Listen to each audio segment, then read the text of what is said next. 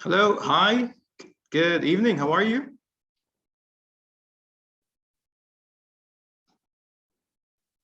Okay, so Abdallah, if you could please unmute yourself. We've got the attendees coming in and logging in right now, increasing by number. Welcome all, and thank you all for coming in today. Thank you, Hussam. Thank you very much. Very glad to be here. Thank you very much. So, Mr. Abdallah, let me just give a brief introduction to the attendees who are coming in, logging in right now. I think we should give them a few more minutes before we can start. The number is increasing. Thank you all. My name is Hussam, the Corporate Training Manager here at Eton Institute. Welcome all for today's webinar. And I'll be introducing Mr. Abdallah Kadi, who is a consultant, a long-time consultant in the digital transformation, which is today's topic on this webinar. Mr. Abdallah, would you like to introduce yourself, if you don't mind? No worries.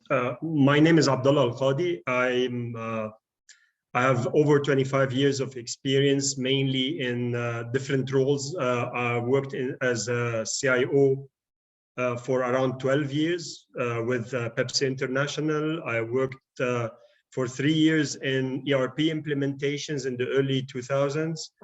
And for the last 17 years, I've been doing digital transformation consulting, enterprise architecture consulting, and design thinking and innovation consulting.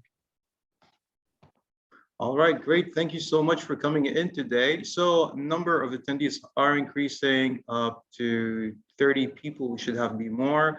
I have recorded this just to give a brief idea. Many of the people who have registered really interested, really wanted to be able to come in today, but due to work and personal issues, they asked for recording so they can watch it at the end of the week. So that is an option. We are recording this webinar.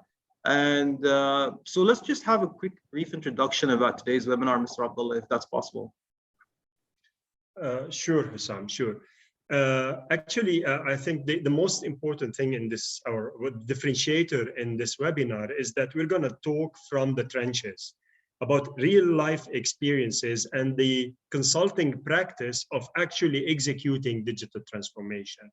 So it's not the academic aspect of digital transformation that we're going to cover. We're going to use the science behind it, but we're going to look at the applied methodologies that consulting firms use in order to strategize or develop the strategy for digital transformation, build a digital transformation roadmap based on innovation techniques, and then govern the execution of those digital transformation initiatives.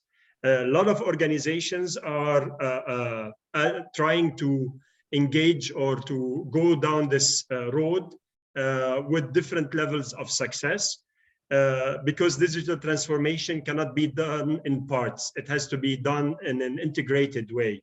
And it's not only about adopting new technologies, it's about establishing first a culture that enables digital adoption, building the right skills for the team, and then following a structured approach to strategizing, developing the roadmap, and then governing its execution. And that's really what we want to highlight during this webinar, hopefully. All right, excellent. I think, yeah, that should be a great start to today's webinar. So what we're going to do right now is, I think we should have enough people who joined in right now. What I'm going to do to whoever is watching, ladies and gentlemen, this webinar should take around 60 minutes in total. 45 minutes where we're beginning talking about the certain key points and digital transformation, case studies and whatnot. Mr. Abdallah will be presenting slides to make it easier for you to understand and take notes if you wish. The last 10 minutes or 15 minutes is going to be Q&A. So if you do have any questions you'd like to ask us, in general, you can write in the chat, or if you'd like to attend and ask a question, that is an option. So make sure that you send your queries or questions on the chat option. All right, and I think it's a good start. Let's begin this webinar, sir. Sure. Let me share some slides just to guide the discussion. Hussam, if you can allow me to share the screen. Sure, I'm making you the host. Okay.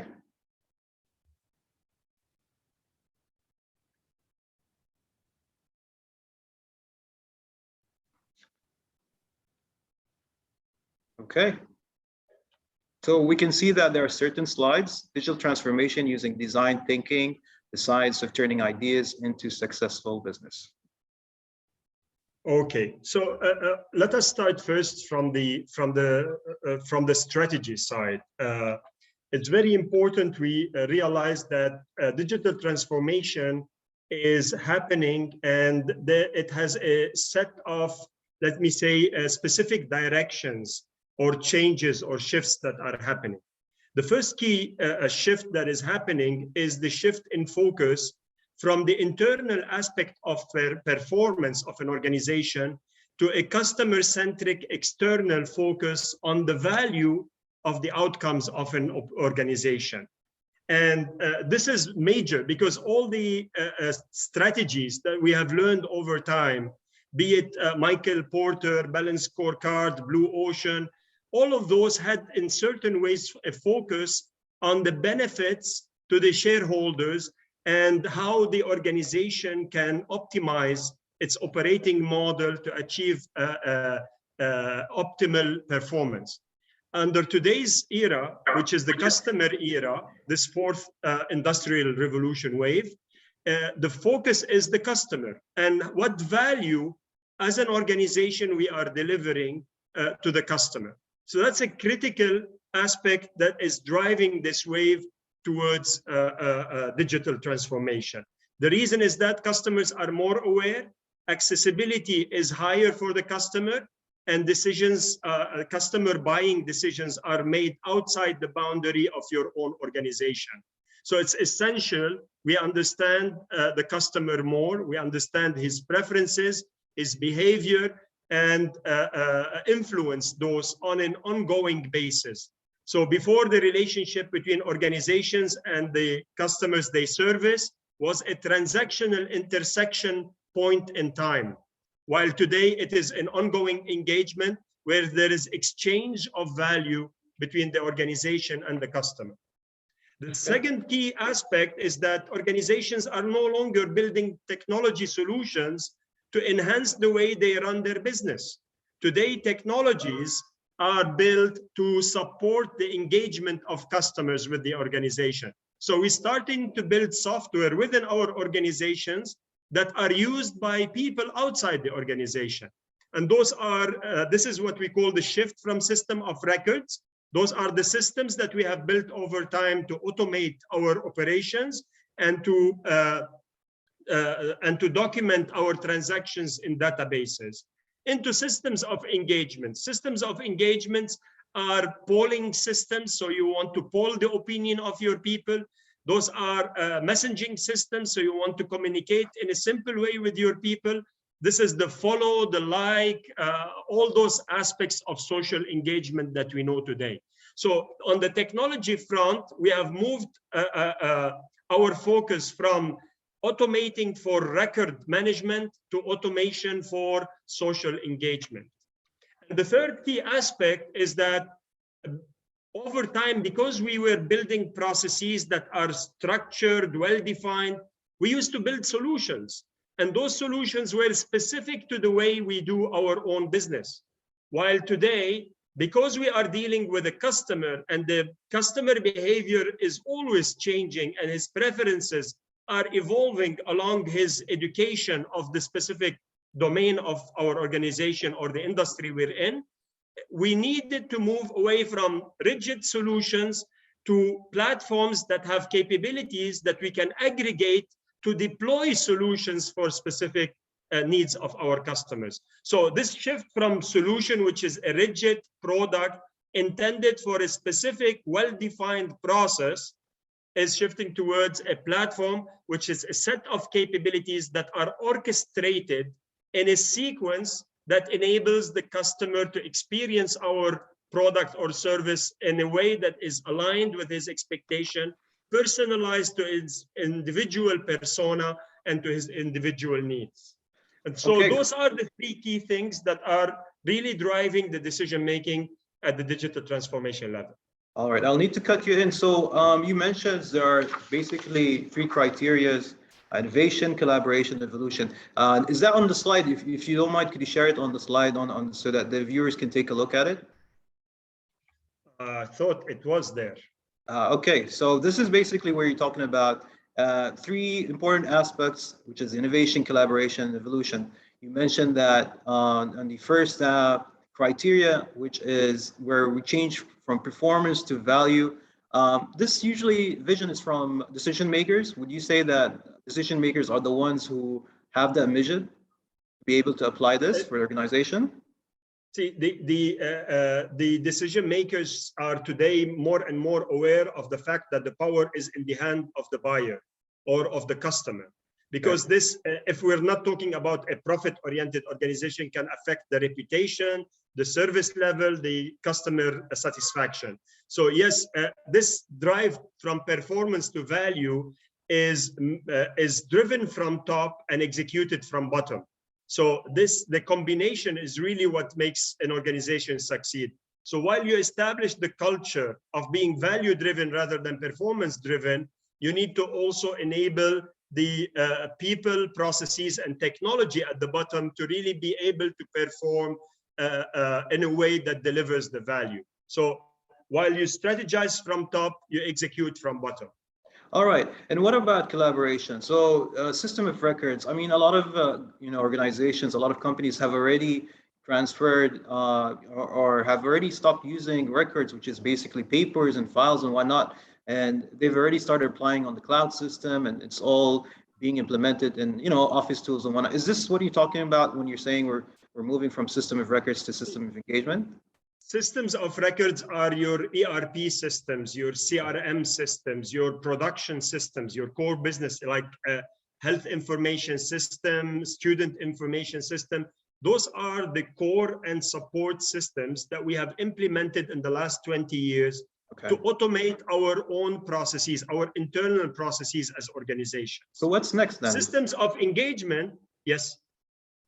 Yes, yeah, you were saying, sorry about that. Yeah, systems of engagements are social automations. So this is the ability to poll the opinion of your customers, so you can send them a questionnaire.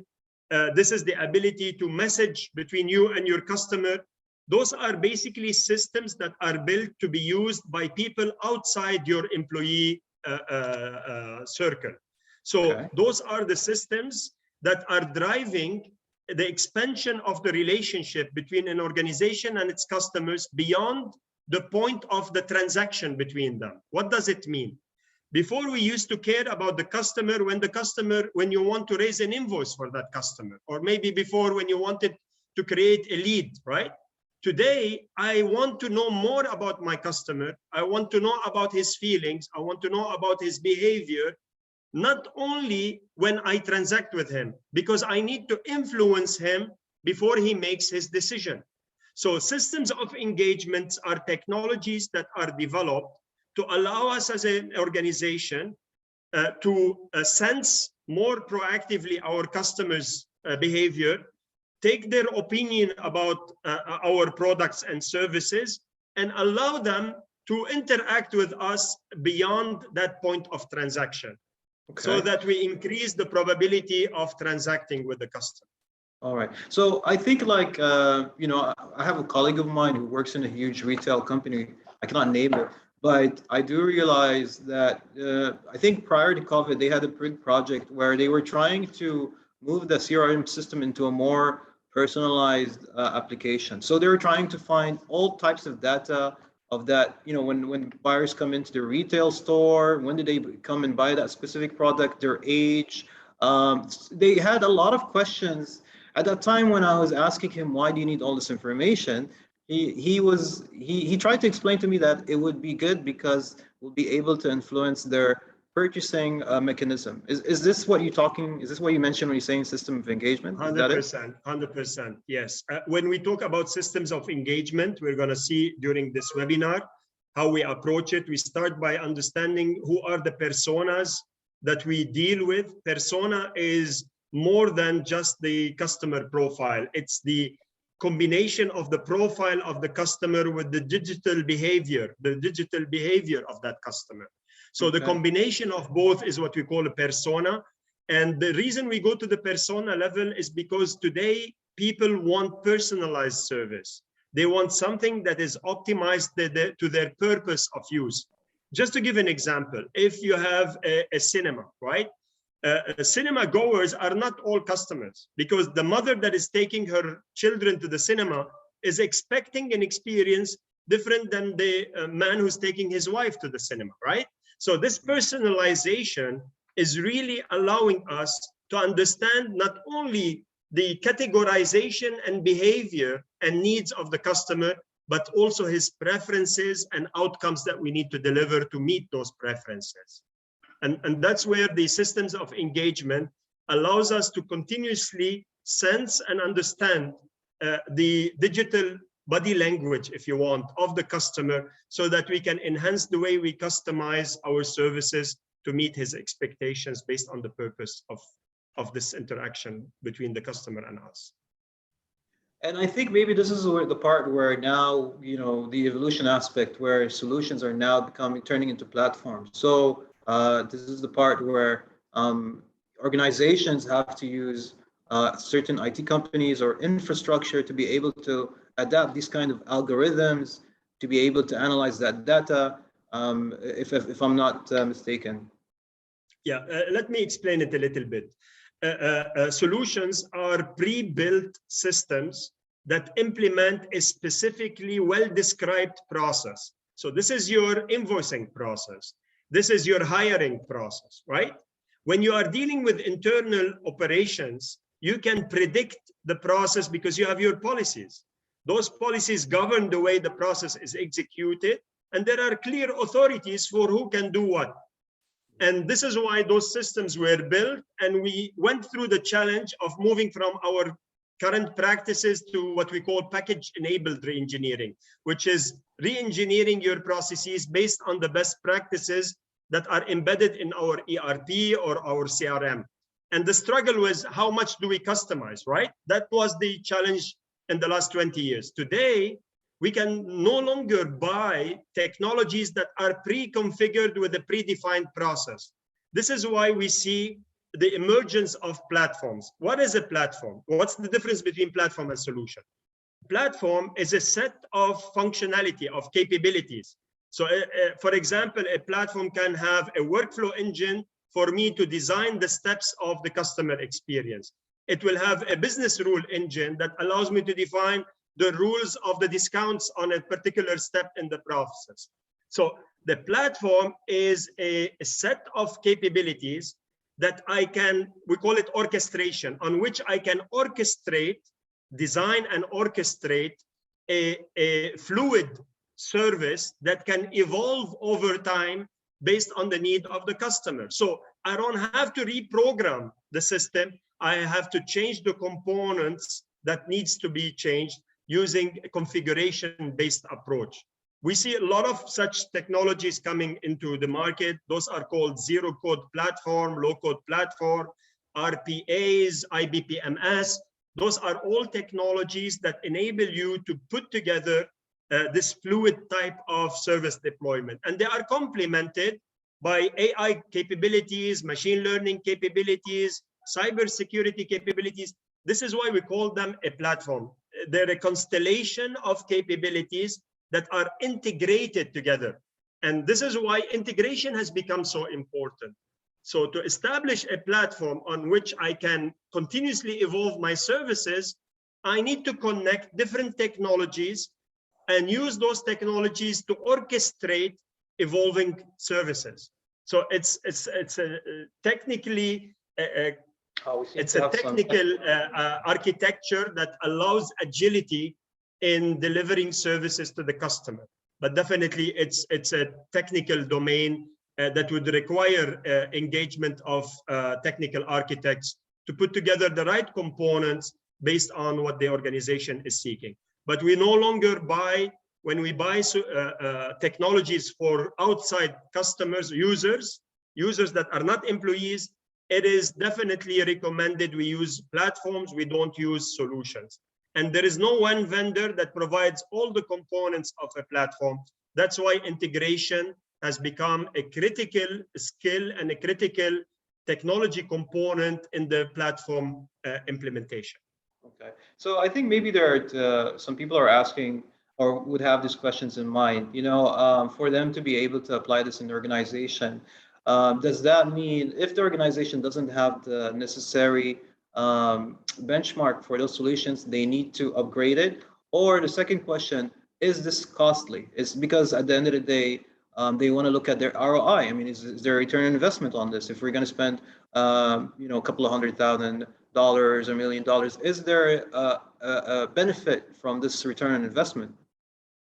Yeah, this is a great introduction actually to the next slide, if you allow me, Hussam, because Please. then we're going to talk a little bit more about, we covered this aspect, which is the different types of systems, right? We talked about system of records. This is your ERP, your CRM. Those are the systems, your core systems. If you are a hospital, this is your hospital management system, patient records, and so on and so forth. Systems of automation, those are the integration technologies.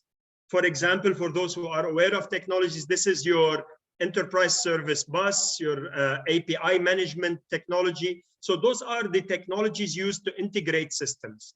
Systems of insights are the ones used for data collection, for analysis, forecasting, machine learning, artificial intelligence. They're everything around the data analysis, data quality, and data interpretation and forecasting. And systems of engagements, the ones we talked about. So a platform should be an integration of those 4 different types of fabric.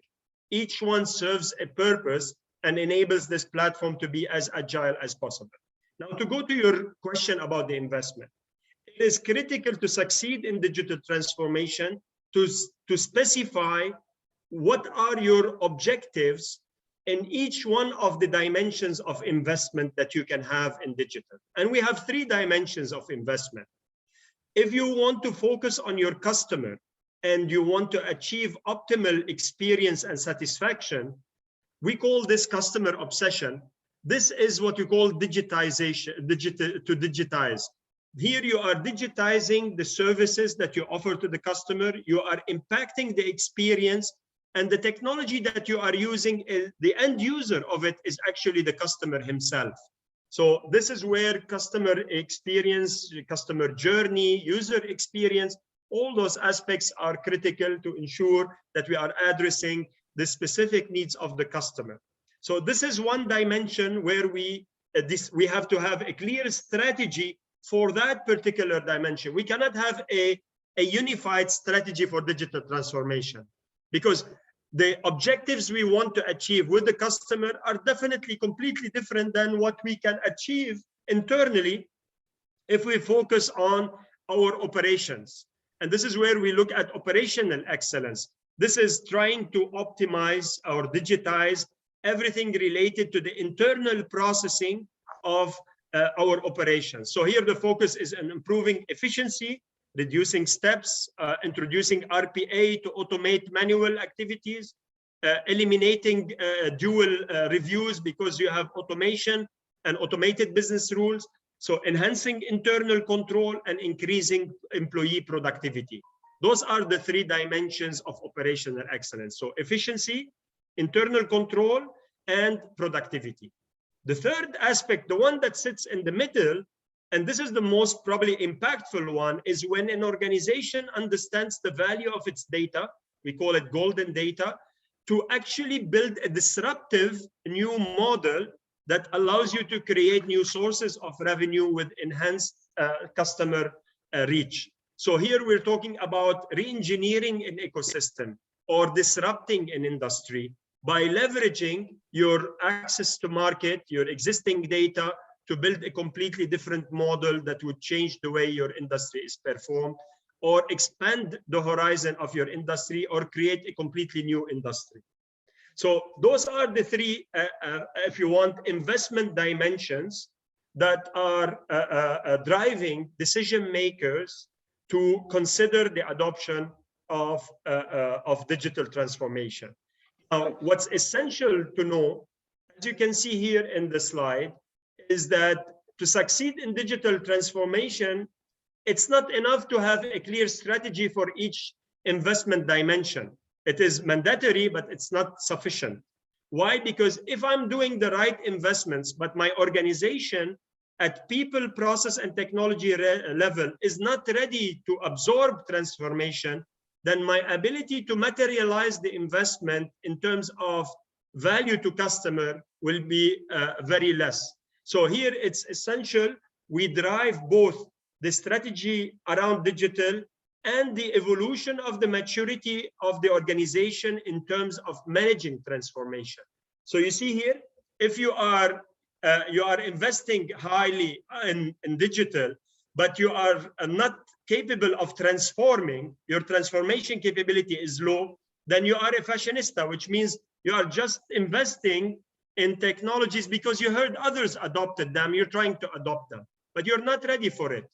While if you are capable, you have educated your people, you have the right processes to engage your employees in design thinking and innovation process, and you have the right technologies to enable fast time to market, but you are not investing, then you are a conservative, right?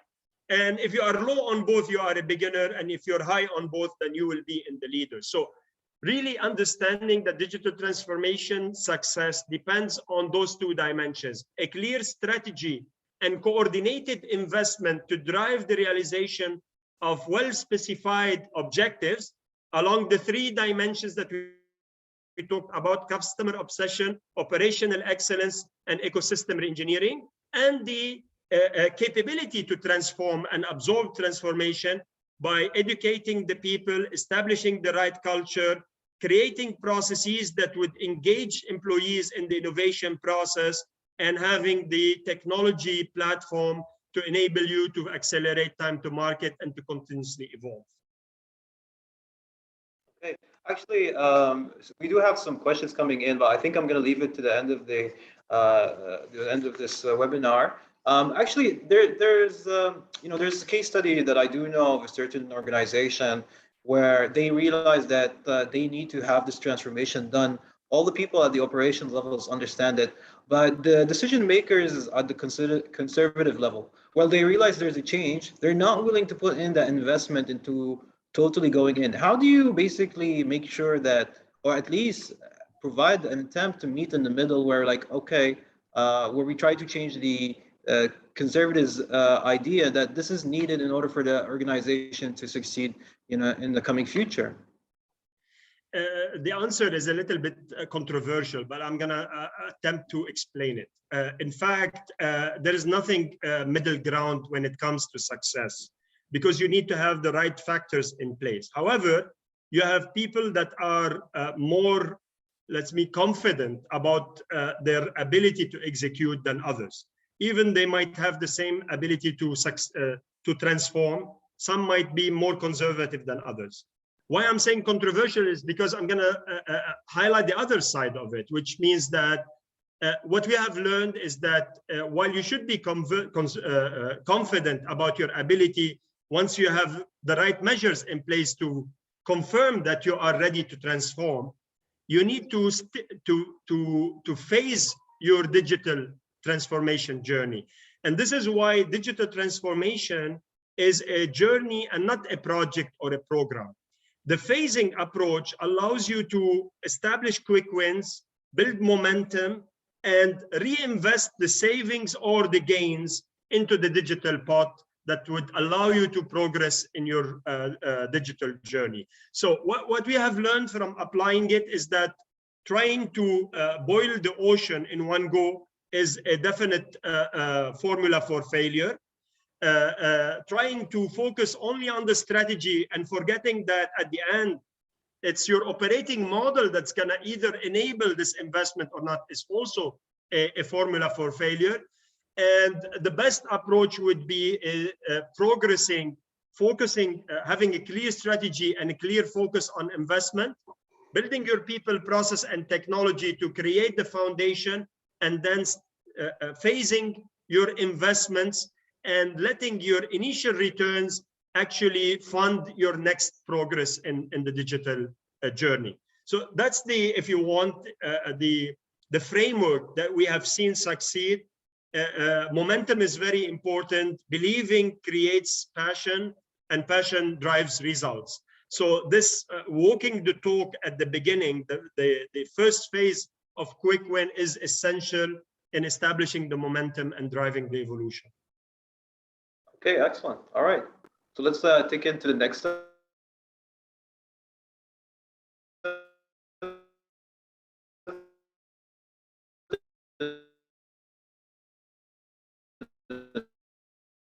Next slide. What is the engineering process, the science behind executing on digital transformation?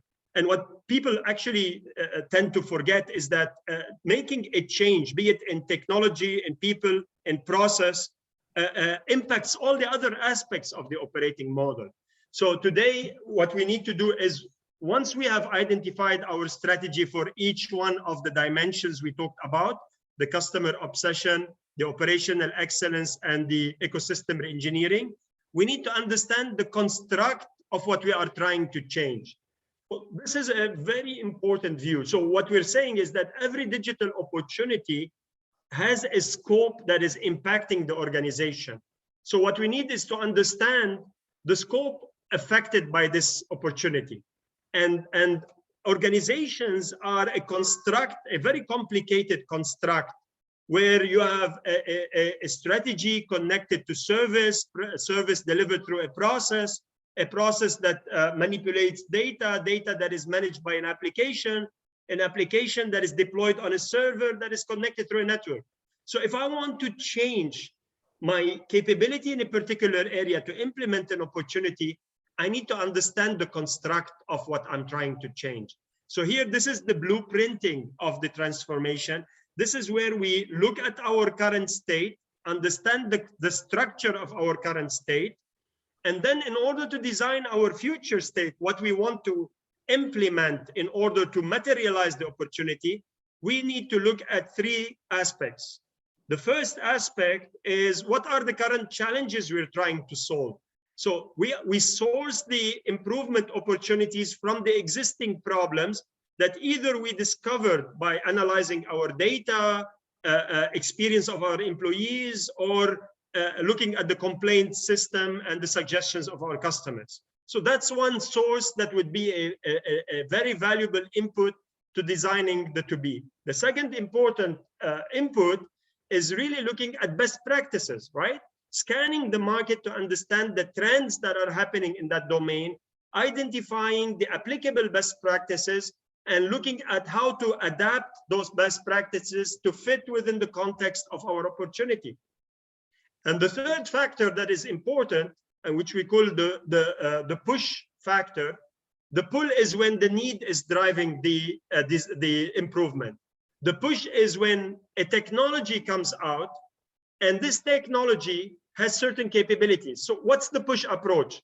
We actually list those technologies, we list the features in the technologies, and then we say, okay, which feature can be of value in order to help us create a new improvement in our service or our process?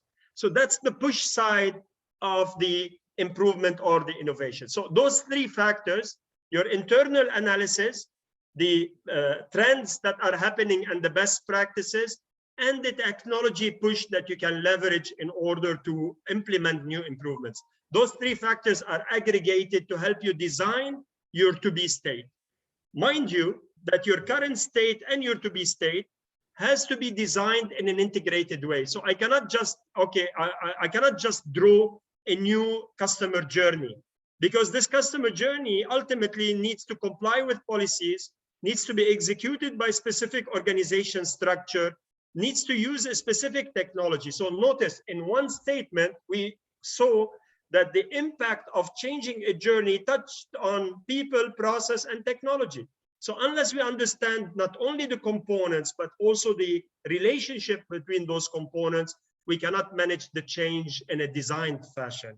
Trial and error is the oldest way of evolving, right? But in today's time to market criticality, we need to approach this with a design-driven approach and a methodology driving the execution of how we put this together. Okay. Now, all right. So I would, if I just have a question. So I think some people might be asking, well, okay, so there's an organization. It has concluded that it will take this action. Will they need to employ a person from within the organization to be able to be the head of this digital transformation, or is it always better to involve someone from outside who has that experience? What is, successful case studies for this? I'm tiered between my need to sell my services and the need to be honest with the attendees. So I'm going to choose the latter. I think every organization needs to be self-sufficient in terms of its ability to drive its digital innovation. Consultants and external partners can help ignite the transformation, accelerate the development of the capabilities, but this is not a project. So consultants are of little value in this journey. What really is important is the organization realizing the need to develop the competencies of its people and the ecosystem of its operations to be a true digital native organization. And that's not a small thing to do. This is a tedious process, a shift in the focus on what skill sets are needed. It's a redesign of the organization structure. We see a lot of companies going for what we call collaboration rings models, no boss environments. So those are all aspects, because it's like, for example, I'm not sure if everyone have heard the term DevOps. DevOps is a new term used to describe how we approach development in the agile, with the agile mindset. And what they've done, they said, we don't want any more departments to function. We want teams. Those teams have to focus on a specific result in a specific point of time. And those teams have to be multi-skilled teams. So we need the people who can do the business analysis, the design, the development, the testing, and the deployment to work together. So here, when we're talking about digital transformation, we're talking about rethinking the organization structure. Organization structures were built to drive the industrial wave, the original industrial wave, the manufacturing-centered industrial wave, and the globalization-centered industrial wave. Today, when we talk innovations, you see international companies creating open innovation platforms and asking everyone to come on this platform and to suggest ideas. And then they club those ideas, create a team of the people who suggested them, and ensure that this team has the skills to address the total life cycle of translating an idea to a service or a value, and give them a budget and a time to execute. So what we're witnessing is really an evolution from relying on external parties to building the capabilities internally to sustain that journey, because this is not a project, this is a new way of existing. All right, thank you for answering that question. We were still, it's such an interesting topic, but we're short in time. I think we should go into the next phases, and we'll leave questions to the end of the webinar. Yeah, we still have 2 or 3 points that I would like to highlight, which I think are very important. The first thing is the role of innovation. If I'm going to introduce digital, it's not because I want to adopt blockchain, right? Or not because I want to adopt IoT, or I want to adopt, I don't know, process mining, or NFTs. It's because I want to achieve a specific value. In fact, innovation is not necessarily only dependent on the technology side of things. So the reason I introduced this slide is to show, when we talk about digital transformation, yes, the technology aspect can drive the implementation of new ideas, but we also need to complement this by changing other aspects of the organization. And not always those changes might need technology. So the scientists behind innovation have identified 10 domains that you need to consider when you are designing your to-be to implement your digital, let me say, a future model, right? Those 10 domains are organized into 3 categories or 3 key categories. One is the configuration of your operating model. So you can innovate around how you are organized as an organization. So the profit model that you are applying, the network, the partnership network that you have, your organization structure, or your processes. So those are the 4 constituents of the configuration domain of innovation. You can also innovate around your product. When you're innovating around your product, there are 2 aspects that are important. One is the performance, which means the features of your platform or service. And the second one is the architecture, which we call the system, the product system. It's the architecture of your platform and your ability to change. It's your ability, for example, Uber started as a transportation service provider, right? Today, they can provide you with food.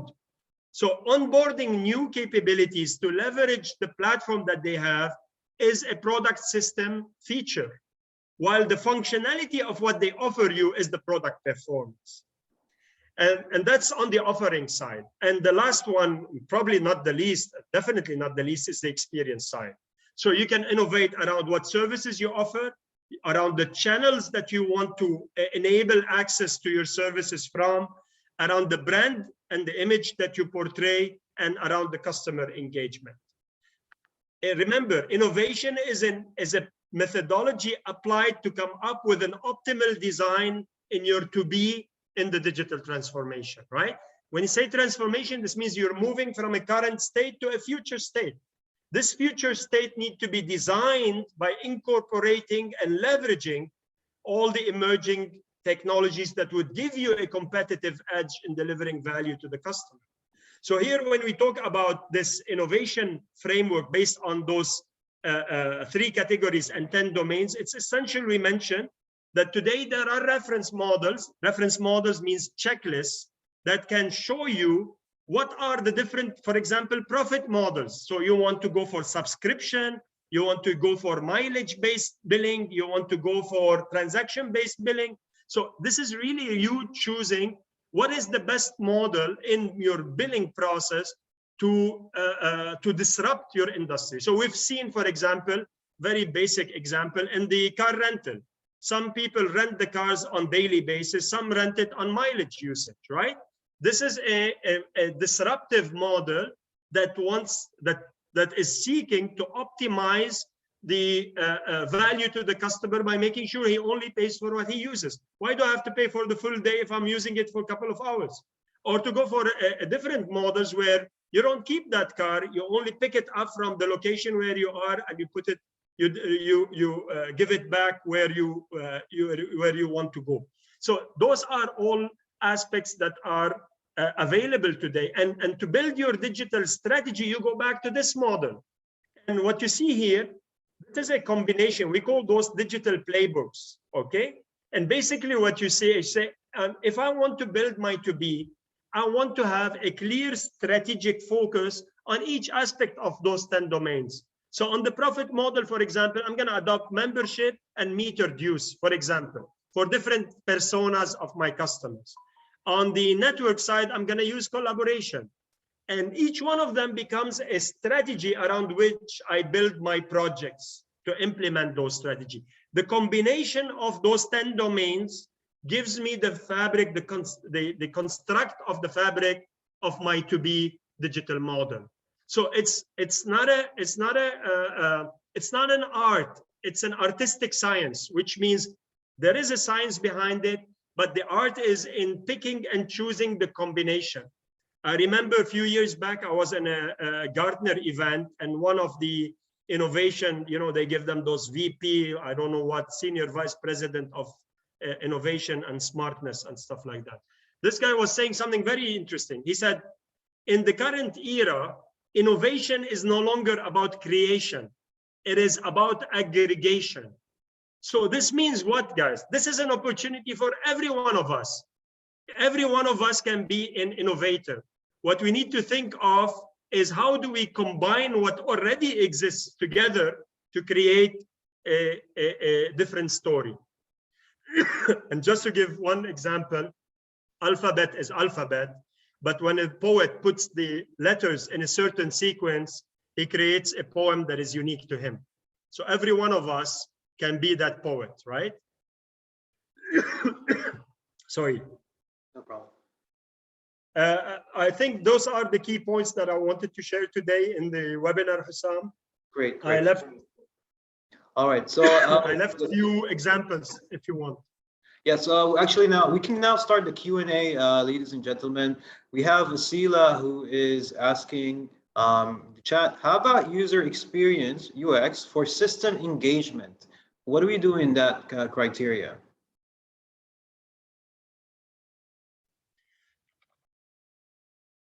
So Abdallah, Yeah. can you hear me? Can you hear me? Yes, yes, I can hear you. Okay. So if you can see, okay. have you heard the question? Were you able to listen to the question? No, I understand the question. I want to start first with the fundamental of the difference between typical applications, systems of records, and systems of engagement. Okay. And there's nothing better than this slide to explain it. In fact, if you look at this slide, you can see that originally we started to build system by looking at the organization from the inside out perspective, which is on the left-hand side. Why? Because we wanted to automate the work of our employees. So we wanted to understand the strategic objectives, build what are the business capabilities that we need, and accordingly build our processes and implement solutions. Now in the customer era, we are building technologies for the customer. So we need to look at the organization from the eyes of the customer. So when I describe the journey, I need to describe only the steps that the customer does. What I am doing as an organization, we call them touch points or moments of truth. So when I describe a customer journey, I have only one perspective, and we don't have multiple swim lanes like we usually have in a process model. We have only one swim lane, which is the customer. What will change or might change are the channels through which the customer interacts with us. So the starting point is to realize that we are building an application that will be used only from the customer. The second point is that we cannot train every customer, right? So the application has to be designed with a self-service mindset. It has to be intuitive, and it has to be providing a consistent experience that allows the customer to expect what to do on a UI interface. So those are key elements that differentiate the way we build the experience on a user interface in the systems of engagement versus what we do when we are building systems of records. Simplicity, intuitiveness, consistency, all are critical aspects in the success of a engagement solution. All right. Okay. I hope that answers your question, Mr. Sila. We also have a question from Robert. He's saying, how can we identify immature digital governance? So earlier we were talking about, decision makers and governance and, the transformation phase. So how can we identify immature digital governance? What should we look for in a company that we're part of in order for this to happen? Okay, digital governance is a critical aspect of success because not only people think of it as the policing process of your digital transformation. In fact, it has a much more important role of guiding and supporting digital transformation. So digital governance is applied at 3 levels.